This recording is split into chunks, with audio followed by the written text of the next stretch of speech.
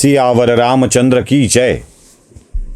मधु नावाच्या राक्षसाचा पुत्र लवनासूर ज्यानं उच्छाद मांडलाय, ऋषीमुनींना तो आपला आहार बनवतो आणि या लवनासुराला संपवणं आवश्यक आहे अशी कैफियत घेऊन मुनी च्यवन रामचंद्रांच्या दरबारामध्ये आलेले आहेत. रामचंद्रांनी ही सगळी हकीकत ऐकली आणि ते म्हणाले की या कामात च्यवनमुनी मी आपल्याला नक्कीच मदत करीन.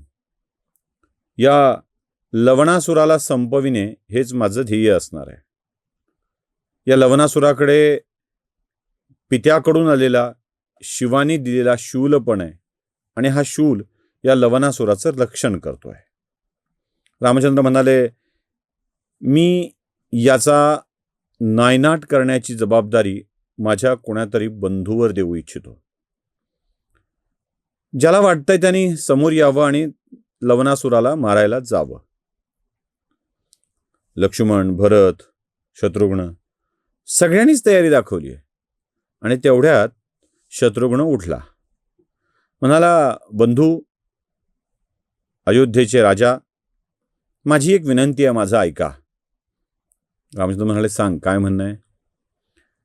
ते म्हणाले की जेव्हा तुम्ही वनवासाला निघालात तेव्हा ज्येष्ठ भ्राता लक्ष्मण तुमच्या सोबत आले, तुमची काळजी घेतली, सदैव तुमच्या सोबत सावलीसारखे राहिले. त्यांना तुमच्या सोबत राहण्याची आणि तुमचं कार्य करण्याची संधी मिळाली.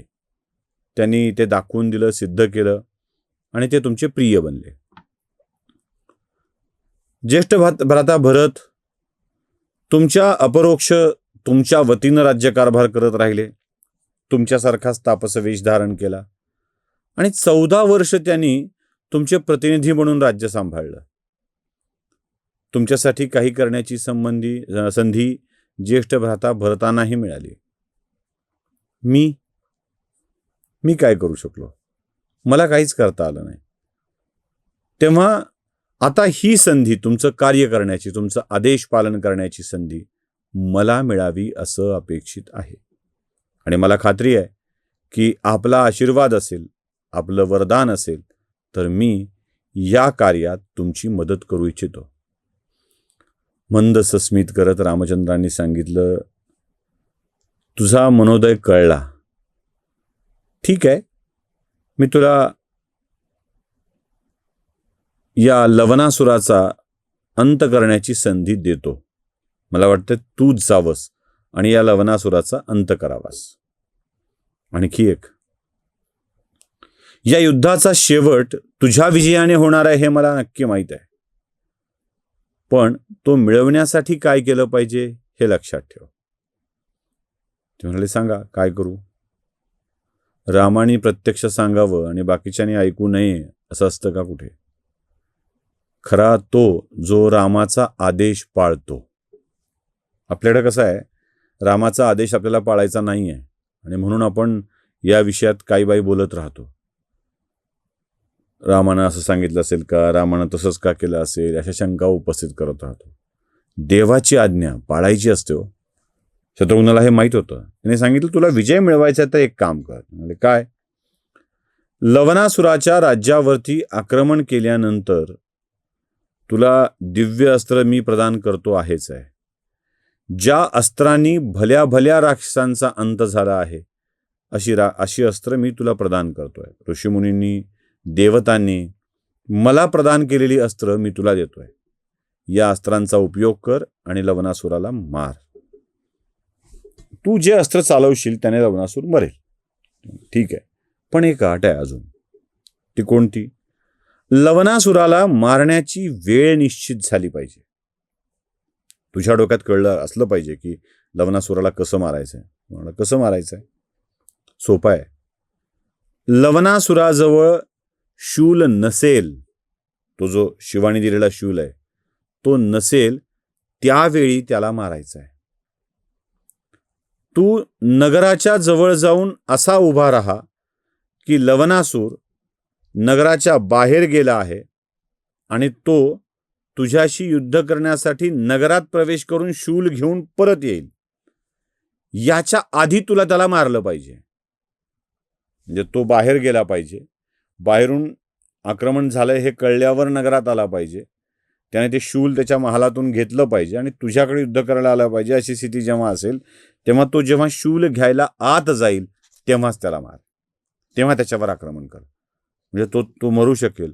एकदा का शूल त्याच्याजवळ आला की तो प्रचंड शक्तिशाली होतो आणि त्याला कोणी मारू शकत नाही. शिवाचं वरदान आहे. या शिवाच्या वरदानामुळे तो अवैध होतो आणि त्याला मारता येणं अवघड आहे. हे लक्षात ठेव. ठीक आहे, तसं करीन. रामचंद्रांनी पुढे अजून एक गोष्ट सांगितली आहे. ते म्हणाले, आता जेव्हा लवणासुराचं राज्य तू जिंकशील तेव्हा काय करशील? लवणासूर मेला. त्या लवणासुराच्या राज्यावर तुझा अधिकार येईल तेव्हा तू काय करशील? शत्रुघ्न म्हणाला, काय? लवणासुराच्या राज्यातला कुणी योग्य व्यक्ती बघून त्याला राज्याभिषेक करून निघून येईल. रामाचा भाऊ होतो. रामाने कुठे वालीला मारलं, वालीचं राज्य घेतलं, किंवा रावणाला मारलं, रावणाचं राज्य घेतलं. अपि सुवर्णमयी लंका नमे लक्ष्मण रोक्षते जननी जन्मभूमीश्च स्वर्गादपि गरीयसी. देऊन टाकील आणि परत आपल्या सेवेत रुजू होईल. नाही, तसं नाही करायचं यावेळेला. मग लवणासुराच्या राज्याचा नायनाट करून तुला, म्हणजे लवणासुराचा नायनाट करून, माफ करा, राज्याचा नाही, लवणासुराचा नायनाट करून त्या मथुरेवरती तुला राज्य करायचं आहे आणि तुझा वेगळा राजवंश आपल्याला चालवायचा आहे. अयोध्येच्या अधिपत्याखाली, अयोध्येच्या मार्गदर्शनामध्ये आता वेगवेगळी राजवंश तयार झाली पाहिजेत. आता लक्षात घ्या ही प्रक्रिया काय सुरू होती आहे. पुढे याच कथेत रामचंद्रांच्या 2 पुत्रांना वेगवेगळे राजवंश मिळतात, वेगवेगळे राज्य मिळतात. कुशाला वेगळं, लवाला वेगळं, आणि त्यांची एक वेगळी परंपरा तयार होते आहे.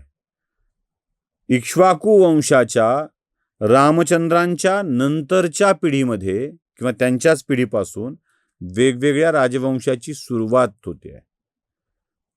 शत्रुघ्नाला सांगितलं की तू जाशील, ते राज्य जिंकशील, आणि राज्य जिंकल्यानंतर तुला काय करायचं आहे तर स्वतःचा राज्याभिषेक तिथे तुला घडवून आणायचा आहे. एवढंच नाही तर आपल्या दरबारातल्या विद्वानांना बोलावलं आणि सांगितलं की आत्ताच्या आत्ता याच दरबारात मथुरेचा राजा म्हणून शत्रुघ्नाचा राज्याभिषेक करावा. च्यवन ऋषींची उपस्थिती तिथे आहे. च्यवन ऋषींना आता खात्री पटू लागली आहे की बस लवणासुराचा अंत जवळ आलेला आहे.